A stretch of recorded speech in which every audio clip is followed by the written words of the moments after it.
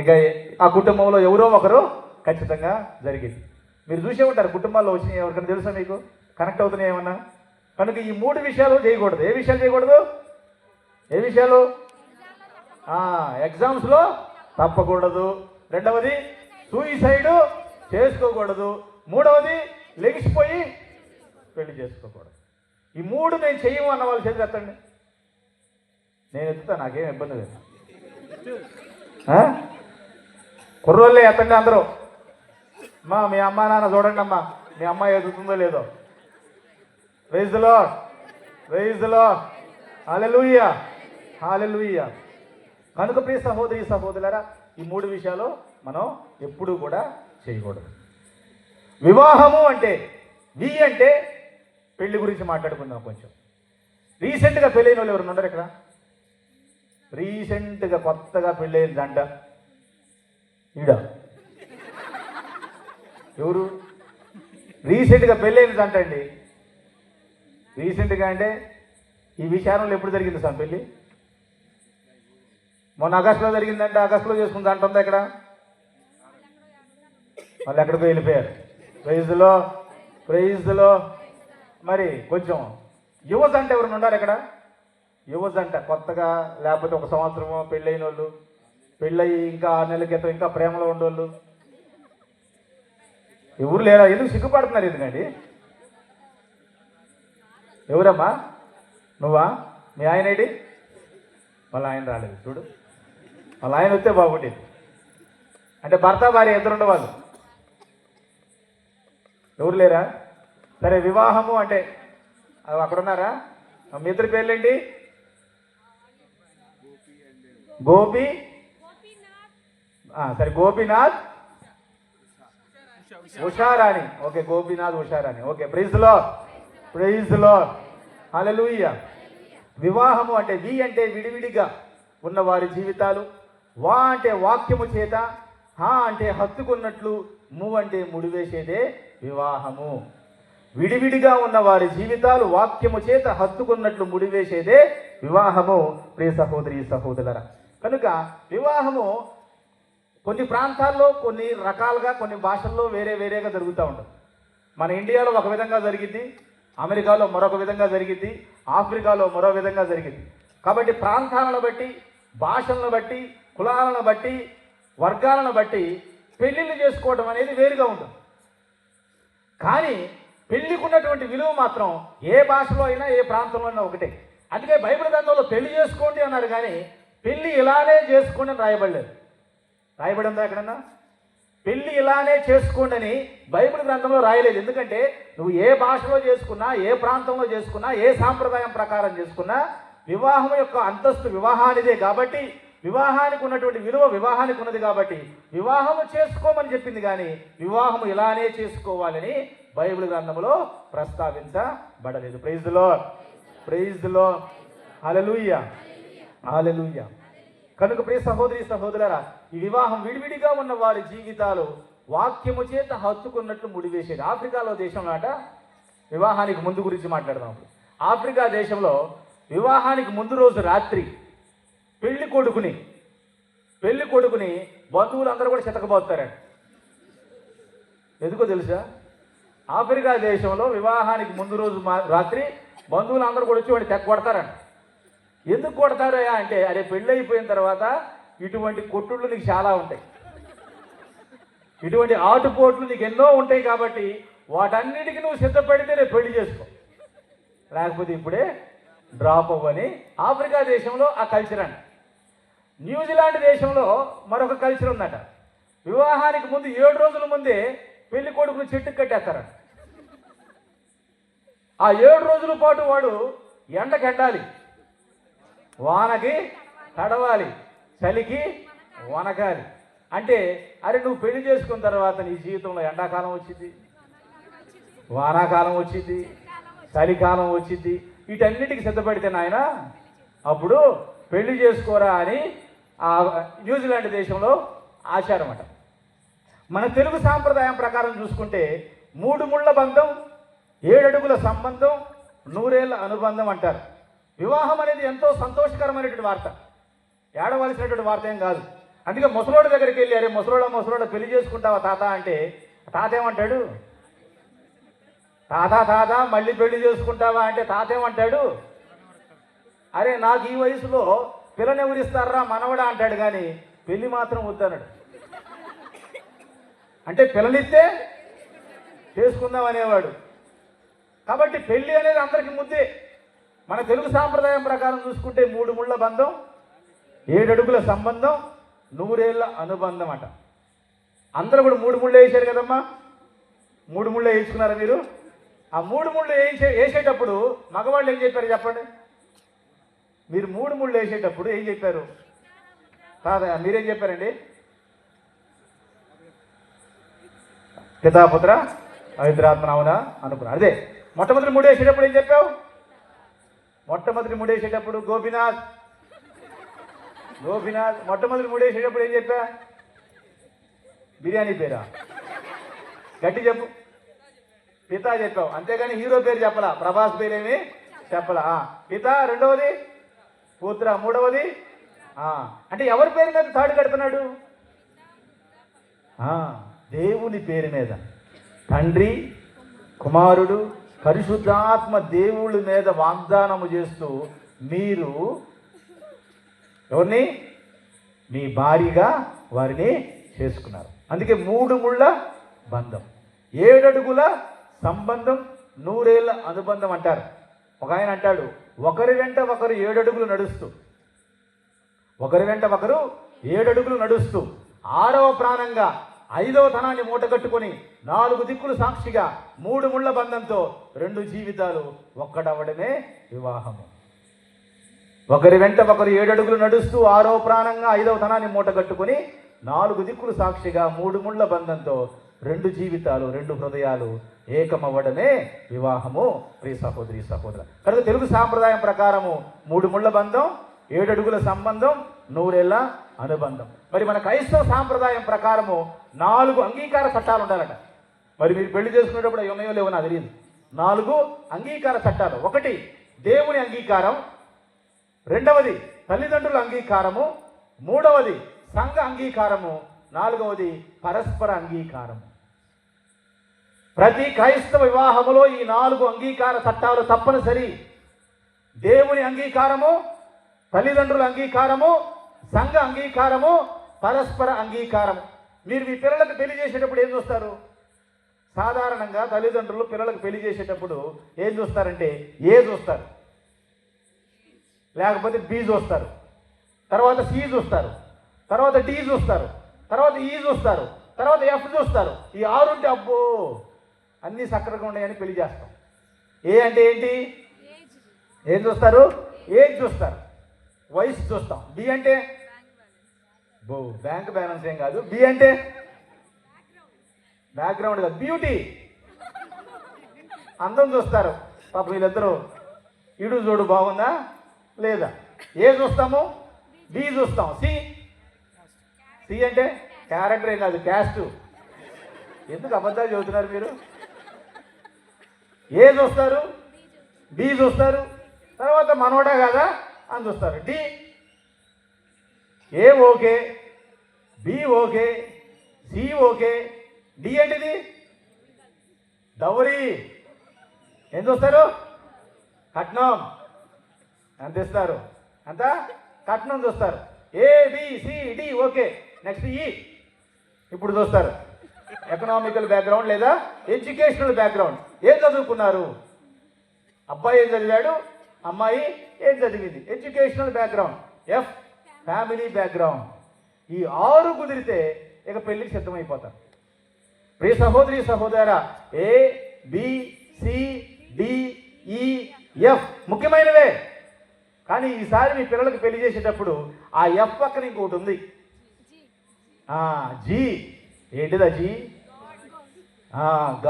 God's will. ఈ వివాహము దేవునికి ఇష్టమా కాదా? దేవుని చిత్తమా కాదా? దేవుని ఇష్టం ప్రకారము, దేవుని చిత్త ప్రకారము ఈ వివాహము జరగబోతుందా లేదా అని ఎవరైతే చూస్తారో ఆ యొక్క దాంపత్య జీవితము అనేది దీవించబడుతుంది. Praise the Lord, praise the Lord. ఏం చూడాలి ఈసారి? జీ ఒక్కటే కాదులే, అవి కూడా చూడండి. ఏం చూస్తారు? A B C D E F. అటన్నిటికి మించి ఇది దేవుడి చిత్తమా కాదా అని చూడండి. Praise the Lord, praise the Lord. ఇంకా వివాహానికి ముందు అసలు వివాహాలు ఎలా జరుగుతాయి? వివాహాలు ఎలా జరుగుతాయి? ఒకసారట ఒక మునీశ్వరుడు తపస్సు చేస్తున్నాడు.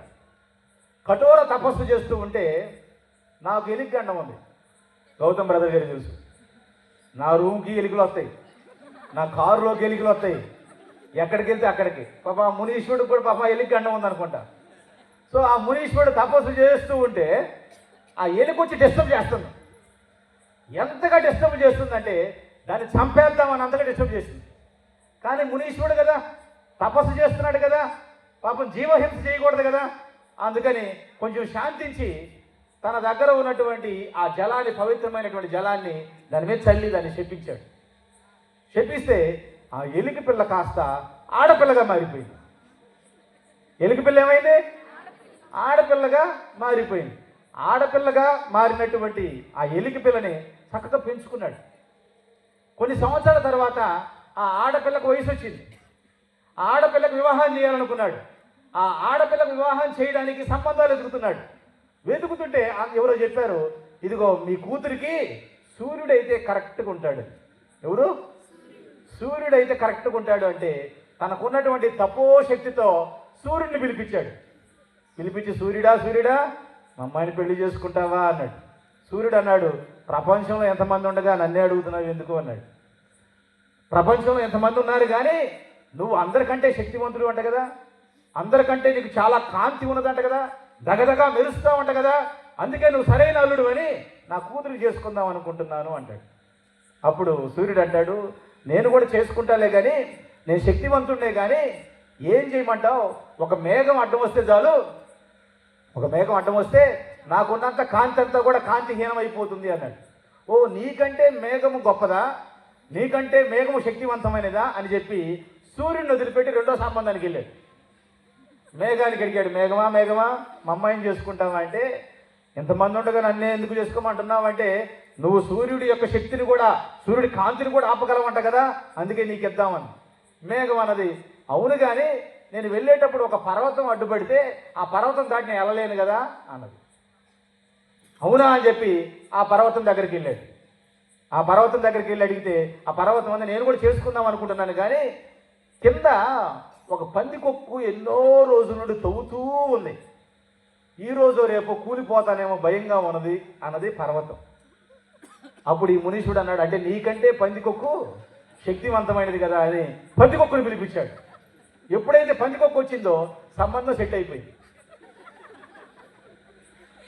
ఎవరు వచ్చారు? అంతకుముందు ఇది ఎవరు? ఎలుక. ఈ ఆడపిల్ల అంతకుముందు ఎలుక. ఎవరు వచ్చారు? పందికొక్కు వచ్చింది. ప్రియ సహోదరి సహోదరులారా, మీరు కూడా పెళ్లికి ముందు, నేను కాదు, అనిల్ ఫాదర్ కాదు, మాకేం సంబంధం లేదు, సిస్టర్కి కూడా కాదు, మీరు కూడా పెళ్లికి ముందు ప్రతి అమ్మాయి కూడా ఎన్నో కళ్ళగంటది. అమ్మాయి ఏముంది ఇప్పుడు పెద్ద పెద్ద మీరు కూడా కళ్ళగానే ఉంటారు కదా, కళ్ళగంటారు. ఏమని కళ్ళగంటారు? మా ఆయన హీరో లాగా ఉండాలి, ప్రభాస్ లాగా ఉండాలి, చిరంజీవి లాగా ఉండాలి, అదిగో శోభన్ బాబు లాగా ఉండాలి. మా అమ్మకు శోభన్ బాబు అంటే ఇష్టం, కానీ మా అమ్మ శోభన్ బాబు చేసుకుంటాను. ఓన్లీ సినిమాలో చూసి ఎంజాయ్ చేయటమే. కాబట్టి నేను చేసుకున్నటువంటి వాడు ఎలా ఉండాలి? హీరోలాగా ఉండాలి, ఇదిగో ఎంత ఎత్తు ఉండాలి, గడ్డం ఉండాలి, మేసం ఉండాలని మా ఆడపిల్లలు కళ్ళగా అంటారు. అలాగే మగపిల్లలు కూడా కళ్ళగా అంటారు. నాకు వచ్చే భార్య అందంగా ఉండాలి, ఎర్రగా ఉండాలి, జుట్టు ఎంత పొడవు ఉండాలా, ఎంత కళ్ళు ఉండాలి, కళ్ళగా అంటారు. కానీ ఎవరికైనా ఇక్కడ ఉండేవాళ్ళు నేను కలగన్నట్టు, నేను ఊహించుకున్నట్టే నాకు పెళ్ళయింది అన్న వాళ్ళు ఎవరుంటే చేతులు అంటారు.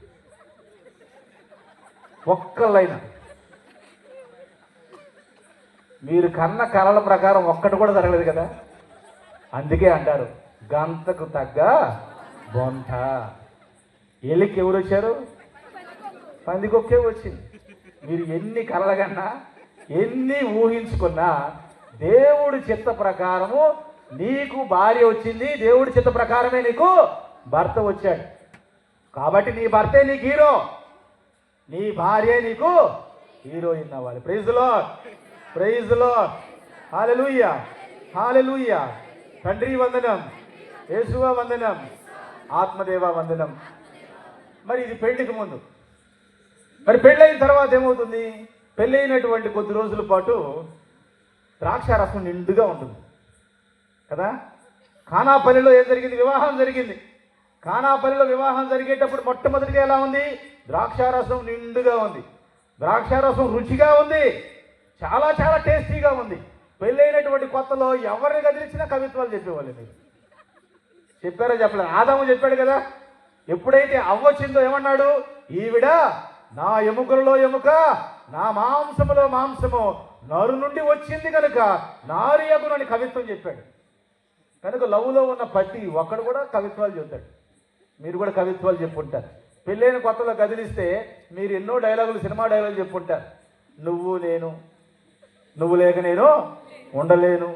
ప్రతిరోజు కూడా ఐ లవ్ యూ చెప్పటం, ఎవరికి తెలియకుండా, మీ అమ్మకు మీ నాన్నకు తెలియకుండా బయటికి వెళ్ళి మిఠాయి పొట్లాలు కట్టుకొని తీసుకుని వచ్చి జాగ్రత్తగా ఇవ్వటం, మళ్ళీ పూలు కొనుక్కొచ్చి ఇవ్వటం, ఇవన్నీ ఎప్పుడూ కదా, ఎప్పుడూ జరిగినట్టు అనిపిస్తుంది కదా మీకు. పెళ్ళైన కొత్తలో ఒక 6 నెలల పాటు చాలా చక్కగా ఉంటుంది. పెళ్ళైన కొత్తలో అంటే ఒకడు కొత్తగా పెళ్ళైనటువంటి వాడు కొత్త బైక్ మీద కొత్త పెళ్లి కూతుర్ని ఎక్కించుకొని పాపం షికారుకి వెళ్తున్నాడు. వెళ్తుంటే వెళ్తూ వాడు ఆగుతా అంటున్నాడు, పడతావు జాగ్రత్త, నన్ను గట్టిగా పట్టుకో అన్నాడు. 6 నెలల తర్వాత పాపం అమ్మాయి అలానే పట్టుకుంటే సరిగా బండి మీద కూర్చోవడం కాదు కదే, ఇస్త్రీ చొక్కా నలిగిపోతుంటే. అంటే 6 నెలల ముందేమో గట్టిగా పట్టుకోమన్నాడు, 6 నెలల తర్వాత ఏమో సరిగా బండి మీద కూర్చోవడం కూడా కాదే అన్నాడు. ప్రియ సహోదరి సహోదరులారా, మగవారికి దేవుడు ఇచ్చేటువంటి ఆజ్ఞ ఏమిటంటే మీ భార్యలను ప్రేమించండి. ఆడవారికి దేవుడు ఇచ్చిన వాగ్దానం ఏంటి? మీ భర్తలను గౌరవించండి, విధేయించండి అని చెప్పాడు. పెళ్ళైన కొత్తలో భార్య అయస్కాంతంలాగే ఉంటుంది. పెళ్ళైన 6 నెలలకి సూర్యకాంతంలాగా మారిపోయింది. అయస్కాంతంలాగా ఉన్నప్పుడే ప్రేమించడం కాదు, సూర్యకాంతంలాగా ఉన్నా నువ్వు ప్రేమించాలి. దేవుడు నీకు ఇచ్చిన సలహా కాదది, దేవుడు నీకు ఆజ్ఞను ఇచ్చాడు. కాబట్టి బండి మీద మీ ఆవిడని ప్రేమతో తీసుకుని వెళ్ళి అక్కడన్నా దించితే, ఎంతమందికి బండ్లు ఉన్నాయి? బైకులు ఉన్నాయి, అందరికి బండ్లు ఉన్నాయి కదా. కార్లు ఎంతమందికి ఉన్నాయి? ఓకే, కొంతమందికి ఉన్నాయి. బండి మీద కానీ కారులో కానీ మీ ఆవిడని ప్రేమతో తీసుకుని వెళ్ళి దించితే దాన్ని డ్రాపింగ్ అంటారు. ప్రేమ లేకుండా మీ ఆవిడని ఎక్కించుకుని వెళ్ళి దించితే దాన్ని డంపింగ్ అంటారు. సో ఎంతమంది భర్తలు డ్రాపింగ్ చేస్తున్నారో, ఎంతమంది భర్తలు డంపింగ్ చేస్తున్నారో ఆలోచన చేసుకోండి. కాబట్టి ఒకసారట పెళ్ళైన తర్వాత హనీమూన్కి వెళ్ళారట. హనీమూన్కి వెళ్తే అక్కడ అడవిలో కోతుల మంద వచ్చిందట. కోతుల మంద రాగానే భర్త భార్య చేయి గట్టిగా పట్టుకున్నాడు. పట్టుకుంటే భార్య అన్నదంట, ఏమండి అవేమన్నా పులులా, సింహాలా, నక్కలా, లేకపోతే ఎలుగుబంటులా? కోతులే కదండి, నాకేం భయం లేదండి, చెయ్యి వదలండి అన్నట. అది కాదే, నీ చెయ్యి వదిలేస్తే నువ్వు వాళ్ళతో కలిసిపోతే నిన్ను గుర్తుపట్టడం కష్టమని గట్టిగా చెయ్యి పట్టుకున్నాడు. అంటే ఇడు ఏమంటున్నాడు? నువ్వు ఎలా ఉన్నావు అంటున్నాడు. ఇలాంటి జోకులు ఆడవాళ్ళకి నచ్చవండి, అసలు నచ్చవు. ఇందాక ఫాదర్ గారు చెబుతూ ఫాదర్ అనుభవపూర్వకంగా చెబుతాడంటే నాకు నవ్వు వచ్చింది. నాకెక్కడ అనుభవం ఉంది స్వామి అనుభవపూర్వకంగా చెప్పడానికి? మనకు అనుభవాలు ఏమి లేవు. Praise the Lord, praise the Lord, hallelujah, హల్లెలూయా.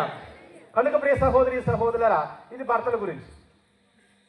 తర్వాత భార్యలకు వచ్చేసరికి ఒకసారట ఒక స్త్రీ తపస్సు, అంటే గొంతు కొంచెం ఇబ్బందిగా ఉందండి అందుకే స్పీడ్గా మాట్లాడతలేదు. ఒక స్త్రీ తపస్సు చేస్తున్నట. దేవుడు ఆశ్చర్యపోయాడు, ఎప్పుడు కూడా పురుషులే కదా తపస్సు చేసేది, ఇదేంటి స్త్రీ తపస్సు చేయటం ఏంటని చెప్పి దేవుడు నిర్గాంతపోయి దేవుడు అక్కడికి వచ్చాడట. వచ్చేసి అమ్మ నీ కోరిక ఏమిటో కోరుకో అన్నాడ. అప్పుడు ఆవిడ అన్నదట, ఇదిగో నాకు ఆ దేవుడు అన్నాడంటే నీకు 3 కోరికలు ఇస్తాను, కానీ ఆ 3 కోరికలు కూడా నువ్వు అడిగిన దానికి 10 మీ ఆయనకి ఇస్తాను అన్నాడట. సరే అన్నదట. మొట్టమొదటి కోరిక కోరుకోమన్నాడట.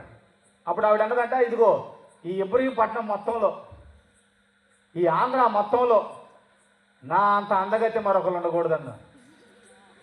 అప్పుడు దేవుడు అన్నాడట, అమ్మ ఆంధ్ర మొత్తంలో నువ్వు అందగత్యం అవుతావు ఓకే, కానీ మీ ఆయనకి నీకంటే అందం 10 వచ్చింది. మీ ఆయన ఇండియాలోనే అందగాడు అయిపోతాడు, ఏం పర్వాలేదు, మా ఆయన అందంగా ఉంటే నాకే కదండి గొప్ప, ఏం పర్వాలేదు అన్నట.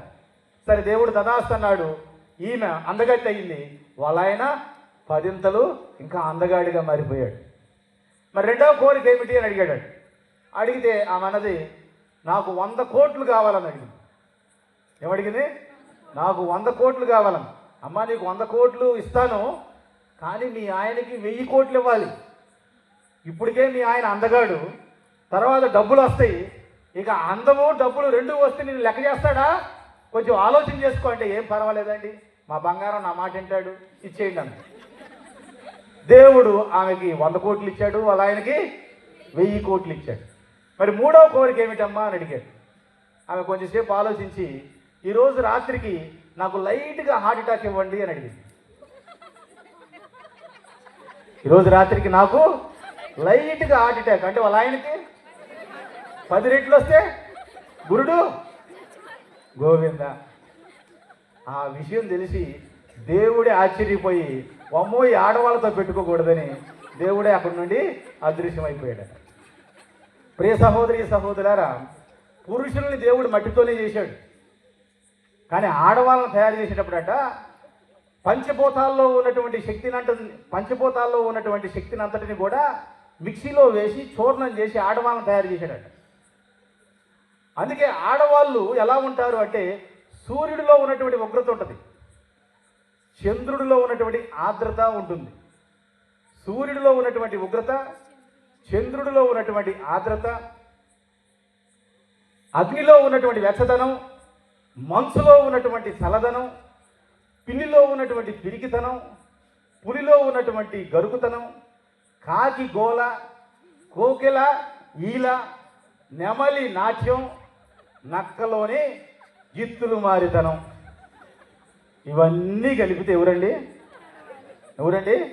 ఆడవాళ్ళు. అందుకే ఆడవాళ్ళు మగవాళ్ళని పడుకోబెట్టాలనుకుంటే ప్రశాంతంగా పడుకోబెడతారు, అంటే నిద్రపోనిస్తారు. నిద్ర పట్టకుండా చేయాలి అంటే వాళ్ళకే సాధ్యం. బైబిల్ గ్రంథంలో చూసాం, ఒక ఆవిడ నిద్ర కూర్చింది, ఇంకొక ఆవిడ నిద్ర పట్టకుండా చేసింది. ఇప్పుడు ఇంకా ఘోరం ఏంటంటే, అసలు నిద్రపుచ్చడం, నిద్ర లేపడం కాదు, శాశ్వత నిద్రలో కూడా పంపించేస్తున్నారు. కనుక మగవాళ్ళు జాగ్రత్త, తస్మాత్ జాగ్రత్త. అందుకే బైబిల్ వాక్యం తెలియపరుస్తున్నది, కాపురం చేసేటప్పుడు వివేకంతో కాపురం చేయండి, జ్ఞానంతో కాపురం చేయండి. కనుక ఆడవాళ్ళతో కాపురం చేయడం చాలా చాలా కష్టమని తెలిసి ఒళ్ళు దగ్గర పెట్టుకొని వారిని ప్రేమిస్తూ ముందుకు సాగాలి అన్నదే దేవుని యొక్క చిత్తం. మరి ఆడవాళ్ళు 4 పనులు చేయాలి. 1 WIFE, ఏమంటారు దాన్ని? వైఫ్ అంటారు. Wife is not a knife, wife is not a knife to cut your life. So wife అంటే 4 లక్షణాలు ఉంటాయి. W అంటే విజ్డమ్, విజ్డమ్ అంటే జ్ఞానవంతురాలు.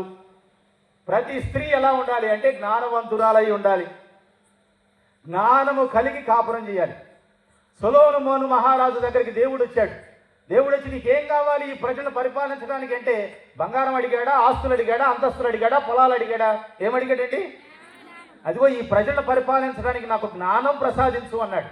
అందుకే సొలొమోను మహారాజు 40 సంవత్సరాల పాటు ఇజ్రాయెల్ను పరిపాలించిన ఒక్క యుద్ధము కూడా చేయలేదు. దావీదు రాజు ఎన్నో యుద్ధాలు చేశాడు, సొలొమోను మహారాజు ఒక్క యుద్ధము కూడా చేయలేదు. ఎందుకు అంటే దేవుని జ్ఞానము చొప్పున ఇజ్రాయేలు దేశాన్ని పరిపాలించాడు కాబట్టి ఆ ఇజ్రాయేలు దేశం అంతా కూడా శాంతి సమాధానాలతో, ఆస్తి అంతస్తులతో వర్ధిల్లింది. కనుక కుటుంబంలో మీరు ఏం కోరుకోవాలి అంటే దేవుని జ్ఞానాన్ని కోరుకోవాలి. ఎప్పుడైతే దేవుని జ్ఞానం ఉంటుందో అక్కడేముండవు, తగాదలు ఉండవు, కొట్లాటలు ఉండవు. దేవుడి జ్ఞానం లేదనుకో, దేవుడి జ్ఞానం చొప్పు నువ్వు ప్రవర్తించలేదనుకో, మీ ఆయన కోపంతో వస్తాడు. గుర్తుపెట్టుకోండి, ఇద్దరు కూడా ఒకేసారి కోపపడకూడదు. మగోడికి కోపం వచ్చింది, ఆడవాళ్ళకి కోపం వచ్చింది. కానీ ఇద్దరికి ఒకేసారి కోపం వస్తేనే ప్రాబ్లం. ఆడవాళ్ళకి కోపం వచ్చి మగోడికి కోపం వస్తే ఇంకా అక్కడేముంటుంది. అందుకని మీ ఆయన కోప్పడేటప్పుడు నువ్వేం చేయాలి? మగవాడు కోప్పడేటప్పుడు ఆడది శాంతించాలి. ఆడది కోప్పడేటప్పుడు తిట్టుకోవే బాబు అని చెప్పేసి ఇల్లు వదిలిపెట్టి బయటికి వెళ్ళిపోవాలి. అంతేగాని ఇంటిలో ఇద్దరు కూడా ఒకేసారి కోప్పడ్డారనుకో ఏమవుతుంది? అక్కడ యుద్ధం జరుగుతుంది. అందుకే కుటుంబంలో 2 రకాల కొట్టుళ్ళు ఉంటాయంట. 2 రకాల కొట్టుళ్ళు. జ్ఞానం లేనటువంటి భార్యాభర్త ఏం చేస్తారంటే, భార్య ఏం చేస్తాడంటే రెచ్చగొట్టింది, భర్త ఏం చేస్తాడంటే చితక్ కొడతాడు. ఎప్పుడైతే దేవుడు జ్ఞానం లేనటువంటి వాళ్ళకి ఈ 2 కొట్టుళ్ళు ఉంటాయి. వారానికి ఒక్కసారన్నా ఈ కొట్టుడు ఉంటుంది. వాడు కోపంతో వచ్చి ఏదో అంటావంటే, ఇదిగో మా అమ్మని ఎందుకు అన్నావు అని అంటే, మీ అమ్మనేంది, మీ కుటుంబం అంతా ఇంతే, మీ నాన్న కూడా అంట, మీ అక్కను కూడా అంట. ఏం చేస్తున్నావు నువ్వు? రెచ్చగొడుతున్నావు. ఒక్కడి దిగుతాడు, నువ్వు రెచ్చగొడుతున్నావు, ఆయన చెతకు కొడుతున్నాడు. కనుక ప్రియ సహోదరి సహోదరులారా, కుటుంబంలో ఇద్దరు కూడా ఎప్పుడు ఒకేసారి కోప్పడకూడదు. ఏముండాలి? జ్ఞానము కలిగి ఉండాలి. అంటే ఇండస్ట్రియస్ అంటే సోమరిపోతులా నిద్రపోవాలి, 9ంటికి లెగవాలి. అవునా? ఎన్ని గంటలు లెగవాలి ఆడవాళ్ళు? 5ంటికే లేచి ఆడవాళ్ళు 2 చేతులు ఎత్తండి. ఇక్కడ చాలా మంది ఉన్నారమ్మా. దేవుడు మిమ్మల్ని ఆశీర్వదించండి. గట్టిగా సపోర్ట్ కొట్టండి. 5ంటికి లేచే పిల్లలు ఎంతమంది ఉన్నారు? ఆడవాళ్ళు, పెళ్లి కాని పిల్లలు. చక్కగా నవ్వుతుంది అంటే 9ంటికి 8ంటికి లేచింది. సో అంటే నేర్పించండి అమ్మాయికి తొందరగా లేకుండా. అంటే ఏంటి? ఇండస్ట్రియస్, కర్మాగారం వల్లే పని చేయాలి. ఈరోజు లోకం మారిపోయింది. మగవాళ్ళు పని చేస్తేనే సరిపోవడం లేదు జీవనాధారం. జీతాలు ఇద్దరు పని చేస్తేనే సరిగా ఖర్చులకి సరిపోవడం లేదు. కాబట్టి భార్యాభర్త ఇద్దరు కలిసి పని చేయాలి, ఆడామగ ఇద్దరు కలిసి పని చేయాలి. కాబట్టి సోమరతనం విడిచిపెట్టండి, కర్మాగారం వలె పని చేయాలి. అంటే ఫెయిత్ఫుల్నెస్, నమ్మకం ఉండాలి, విశ్వాసం ఉండాలి. పెళ్లికి ముందు, వివాహానికి ముందు మీకు కొన్ని సీక్రెట్లు ఉండయేమో, కానీ పెళ్ళయిన తర్వాత మాత్రం సీక్రెట్లు ఉండకూడదు. ఈ రోజున భర్త చచ్చిపోతే పోలీసులు అనుమానించేది మొట్టమొదటి ఎవరినండి? భర్త చచ్చిపోతే మొట్టమొదటి అనుమానిస్తున్న భార్యని. భార్య చచ్చిపోతే మొట్టమొదటి అనుమానిస్తుంది ఎవరినండి? భర్తని. ఎంత ఘోరమో కదా. ఇదిగో నీ కష్ట సుఖాల్లో నేను నీకు తోడుగా ఉంటాను, నేను నీకు భర్తని నీకు ఆదుకుంటాను అని చెప్పేటువంటి భార్యాభర్తలు ఇద్దరు కూడా దేవుడి ముందు, సంఘం ముందు వాగ్దానం చేసి, ఈ రోజున భర్త చనిపోవడానికి ప్రధానమైన కారణం భార్య అవుతుంది, భార్య చచ్చిపోతే ప్రధానమైన కారణం భర్త అవుతుంది. ఎక్కడ విశ్వసనీయత, ఎక్కడ నమ్మకం, ఎక్కడ ప్రేమ? కనుక ఆత్మ పరిశీలన చేసుకుందాం. మీ ఇద్దరి మధ్య ఎప్పుడు కూడా ఏముండకూడదు? సీక్రెట్లు ఉండకూడదు. తెలిసినటువంటి పుస్తకాల్లాగా ఉండాలి. రోజు సాయంకాలం పూట నీ ఫోన్ మీ ఆయనకి ఇస్తారా? నువ్వు ఇస్తావమ్మా? గట్టిగా ఏం పేరమ్మా నీ పేరు? శాంతి. గట్టిగా చప్పట్లు కొట్టండి. ఎంత ధైర్యం ఉండాలండి. అది తెలిసినటువంటి పుస్తకం, ఇంకేం ప్రాబ్లం ఉండదండి. శాంతి సమాధానాలతో ఉంటారు. ఎంతమంది భార్యలు ఇస్తారో చేతులు ఎత్తండి. ఇప్పుడు ఇస్తారా మీరు? కొంచెం సాగుతుంది. ఒక రోజు ఎత్తాను, 2 రోజులు ఎత్తాను అనుకుంటున్నారా? సరే. మూడోది ఏముండాలి? విశ్వసనీయత, ఫెయిత్ఫుల్నెస్. తర్వాత అంటే ఎకానమీ అంటే పొదుపు ఉండాలండి. పొదుపు ఉండాలి. డబ్బులు సంపాదించిన తర్వాత మీ పొట్టలకు మీరు తినడం కాదు, మీ ఖర్చులకు మీరు ఉంచుకోవడం కాదు, బ్యాంక్ బ్యాలెన్స్ ఉండాలి. ఎవరికి? పిల్లలు ఉండాలి మీకు. ఆ పిల్లలందరికీ కూడా మీరు పొదుపు ఉండాలి. వాళ్ళని చక్కగా చదివించగలగాలి. మీరు వాళ్ళని చదివించగలిగినటువంటి స్తోమత ఉంటేనే పిల్లలు కనండి. లేకపోతే పిల్లల్ని కని రోడ్డు మీద వదిలివేయడానికి కాదు. కనుక ప్రియ సహోదరి సహోదరులారా, ఈ 4 ఉండాలి. ఎవరిలో ఉండాలి? స్త్రీలో ఉండాలి. 1 జ్ఞానవంతురాలై ఉండాలి. 2వది కర్మాగారం వల్లే పనిచేయాలి. 3వది విశ్వసనీయత ఉండాలి. 4వది పొదుపు అనేది ఉండాలి. ఇప్పుడు 7 ఆలు చెప్పి నేను ముగిస్తానండి. 7 ఆలు జాగ్రత్త గుర్తుపెట్టుకోండి. మొట్టమొదటిగా ఆత్మీయత కలిగి ఉండాలి. అందరూ చెప్పండి. మీ కుటుంబాలన్నీ కూడా ఆత్మీయత కలిగిన కుటుంబాలు ఉండాలి. ఆత్మీయత అంటే నటన ఉండకూడదు. మేడి పండు చూడు, దాని పొట్ట విప్పి చూడు. భర్త ఉన్నంతసేపు నటన, భార్య ఉన్నంతసేపు నటన. భర్త లేకపోతే, భార్య లేకపోతే, బైబిల్ గ్రంథంలో చూస్తున్నాం, పోతీఫరు భార్య, పాపం పోతీఫరు ఎన్ని అష్ట కష్టాలు పడి పాపం రాజుగారి దగ్గర సైన్యాధిపతి అయ్యాడండి. రాజుగారి దగ్గర సైన్యాధిపతి అయ్యి ఆయన అన్ని కష్టాల్లో ఉంటే భర్త లేనటువంటి సమయం చూసి ఈ ఆంటీ ఎవరేమా ఆంటీ పోతీఫర్ భార్య ఎవడి మీద కన్నేసింది? యోసేపు మీద కన్నేసింది. యోసేపుతో అంటూ ఉన్నది, ఇంట్లో ఎవరు లేరు, మా ఆయన లేడు, దా నాతో హలో ఇద్దరం కలిసి పడుకుందాం అని ఆహ్వానించింది. అప్పుడు యువకుడైనటువంటి యోసేపు ఏమంటున్నాడు? అమ్మా, నిన్ను చూడటానికి నీ భర్త లేడేమో, కానీ నేను నీతో ఈ పాపము చేస్తే నేను దేవునికి విరోధముగా పాపము చేస్తున్నాను. నీ భర్త నిన్ను చూడటం లేదేమో, కానీ నన్ను ఎవరు చూస్తున్నారో తెలుసా? దేవుడు చూస్తున్నాడు. అనుకుంటున్నాడేమో, నా భర్త లేడు కదా, నా భార్య లేదు కదా, మా అమ్మ నాన్న ఇంట్లో లేరు కదా, ఎవరు చూడటం లేదు కదా, నేనేం చేస్తున్నాడో ఎవరికి తెలియదు కదా. ప్రియ సహోదరుడా, ప్రియ సహోదరి, నిన్ను చూస్తూ ఉన్నటువంటి వాళ్ళు ఒకరు ఉన్నారు. ఎవరు? దేవుడు నిత్యము నిన్ను చూస్తూనే ఉన్నాడు. దేవుడు నిత్యము నీ మాటలు ఆలకిస్తూనే ఉన్నాడు. ఎప్పుడైతే ఆ భావన కలిగి ఉంటావో యోసేపులాగా పవిత్రమైనటువంటి జీవితం ఉంటుంది. కనుక ప్రియ సహోదరుడా, ప్రియ సహోదరి, కనుక మొట్టమొదటి ఏముండాలండి? ఆత్మీయత అనగా నటన అనేది ఉండకూడదు. భర్త ఉన్నప్పుడు ఒకలాగా, భార్య ఉన్నప్పుడు ఒకలాగా, తల్లిదండ్రులు ఉన్నప్పుడు ఒకలాగా, గురువు ముందు ఒకలాగా, దేవాలయంలో అందరి ముందు ఒకలాగా, ఎవరు లేనప్పుడు మరొక విధంగా ప్రవర్తిస్తున్నావేమో జాగ్రత్త. దేవుడు నిన్ను అన్ని విషయాల్లో గమనిస్తూనే ఉన్నాడు. రెండవది ఆప్యాయంగా ఉండాలి. రెండవది ఏముండాలండి? ఆప్యాయంగా ఉండాలి. ఈ ఆప్యాయత ఎవరికి కనపడాలి? మీ తల్లిదండ్రులకు కనపడాలి. ఈ ఆప్యాయత ఎవరికి కనపడాలి? మీ అత్తమామలకు కనపడాలి. ఒక మహా తల్లి పాపం ఆమెకు కొడుకు కూతురట. కొడుకు పెళ్లి చేసింది, కూతురుకు పెళ్లి చేసింది. కొడుకు కాపురం ఎలా ఉందో, కూతురు కాపురం ఎలా ఉందో చూసేద్దామని పట్టణానికి వెళ్ళింది. వెళ్ళొచ్చిన తర్వాత ఫాదర్ గారి దగ్గరికి వచ్చింది. ఫాదర్ దగ్గరికి వస్తే ఫాదర్ గారు అడిగారు, అమ్మా నీ కూతురు కాపురం ఎలా ఉందని అడిగారు. నా కూతురు కాపురం బ్రహ్మాండంగా ఉందయ్యా, అసలు నా కూతురు మా అల్లుడిని కంట్రోల్లో పెట్టేసుకుంది. కూర్చోమంటే కూర్చుంటాడు, నిలబడమంటే నిలబడ్డాడు. అసలు అంతా నా తెలివే వచ్చిందయ్యా. అసలు ఎంత చాకచక్యంగా చేస్తుందంటే నా కూతురు కాపురానికి నాకు అసలు దిగులే లేదండి. సరే మంచిదమ్మా, మరి ఎందుకు డల్లు కనపడుతున్నావు అంటే, నా కొడుకు కాపురమే అర్థం కావట్లేదయ్యా, నా కొడుకు పెద్ద ఆడంగులుడు అయిపోయాడయ్యా.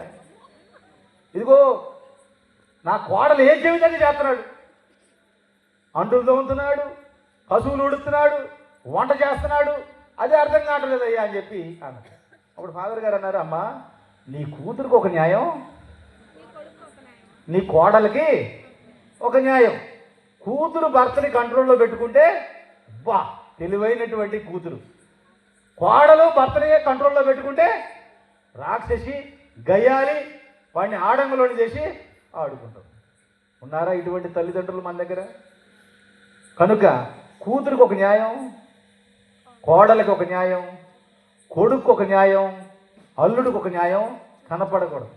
మీ ఇంటికి తల్లిదండ్రులు వచ్చినా ఒకే విధంగా చూడండి, అత్తమామలు వచ్చినా ఒకే విధంగా చూడండి, బంధువులు వచ్చినా ఒకే విధంగా చూడండి, ఫాదర్లు వస్తే మాత్రం ఇంకా బాగా చూడండి. Okay, praise the Lord, praise the Lord, hallelujah. మొట్టమొదటిది ఏంటిది? ఆత్మీయంగా ఉండాలి. రెండవది ఆప్యాయంగా ఉండాలి. మూడవది చాలా ఇంపార్టెంట్. ఇది మూడవది అందంగా ఉండండి. ఏంటండి? అందంగా ఉండండి. సాధారణంగా ఏమైందంటే పెళ్ళికి ముందు అబ్బాయి పాపం జిమ్కి వెళ్తాడు. పెళ్ళికి ముందు అబ్బాయి అందంగా కనపడడానికి జిమ్కి వెళ్తాడు, 6 ప్యాక్ మెయింటైన్ చేస్తాడు. ఇక పెళ్ళయిన తర్వాత ఇక 6 ప్యాక్ ఏముండదు, ఫ్యామిలీ ప్యాక్ వచ్చేసి మరీగా తింటాడు, హాయిగా పడుకుంటాడు, ఏమి ఎక్సర్సైజ్లు ఏమి ఉండవు.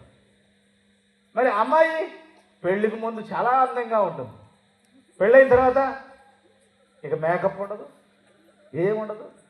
ఆ ఇంట్లో చూస్తే పని మనిషి కంటే ఘోరంగా ఉండదు. అందంగా ఉండండి. ఎవరి కోసం అందంగా ఉండాలి? భర్త భార్య కోసం రెడీ అవ్వాలి, భార్య భర్త కోసం రెడీ అవ్వాలి. ఇంటిలో నుండి ఫంక్షన్లకు వెళ్ళేటప్పుడు కాదు మేకప్ వేసుకునేది, ఇంటిలో ఉన్నప్పుడు నీ భర్త కోసం రెడీ అవ్వు. కొంతమంది మహాతల్లులు ఉంటారండి, పాపం అది నైటో పగలో తేడా ఉండదు, నైటీ వేసుకుంటారు. నైటీ వేసుకొని ఇక ఆ పిల్లోడికి శివుడి గారుతా అంటే ఆ నైటీ పెట్టే తుడిచి, ఆడ మురుకుంటే దాన్ని పెట్టే తుడిచి. ఇక నిన్ను చూస్తే నీ ఆయనకి ఏం ఫీలింగ్ వచ్చింది? అందంగా ఉండండి, శుభ్రంగా ఉండండి. ఎవరి కోసం? మీ ఆయన కోసం. అది మీకే మంచిది. ఎందుకు అంటే మీరు శుభ్రంగా లేరనుకో, మీరు అందంగా కనపడలేదనుకో, ఎవరో వస్తారు ఇక్కడ ఆన్లైన్లో చక్కగా మేకప్ వేసుకున్నాడు. అర్థమవుతుందా? మీ మంచి కోసమే చదువుతున్నా. కాబట్టి నైటీలు వేసుకొని శివుడి ముక్కులతో ఎట్ట పడితే అట్ట ఉండకుండా మీ ఆయన కోసం రెడీ అవ్వండి, అందంగా రెడీ అవ్వండి. ఇప్పుడు శుభ్రంగా కనపడిందండి. మీ ఆయనకు నచ్చినటువంటి చీర ఏదో కట్టుకోండి. మీరు ఆయనకు నచ్చిన విధంగా మీరు ఎప్పుడైతే ఉంటారో, ఏ మగవాడు కూడా పక్క చూపు చూడడు. మీ ఆయన పక్క చూపు చూస్తున్నాడంటే కారణం, ఏకైక కారణం నువ్వే, నీ చేతులారా. ఎందుకంటే పెళ్ళైనటువంటి కొత్తలో నీ కొంగు కట్టుకుని తిరిగాడుగా. పెళ్ళైన కొత్తలో నువ్వు అందంగా ఉన్నావని చెప్పాడు కదా.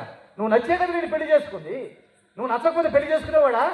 నువ్వు నచ్చకపోతే అప్పుడే చెప్పేవాడు, నాకు నచ్చలేదు అమ్మాయి అని చెప్పి పెళ్లి చేసుకునేవాడు కాదు. నువ్వు నచ్చి పెళ్లి చేసుకున్నాడు. కానీ ఇప్పుడు నువ్వు అందంగా కనపడటం లేదంటే, శుభ్రంగా లేవు అంటే ప్రాబ్లం ఎవరిదండి? ఏంటి కోపంగా చెప్తున్నారు? మేము పూజ అయిపోకముందే వెళ్ళిపోతాయి. Praise the Lord, praise the Lord. కనుక అందంగా కనపడాలి. ఎవరి కోసం? ఎవరి కోసం? భర్త ఎవరి కోసం అందంగా కనపడాలి?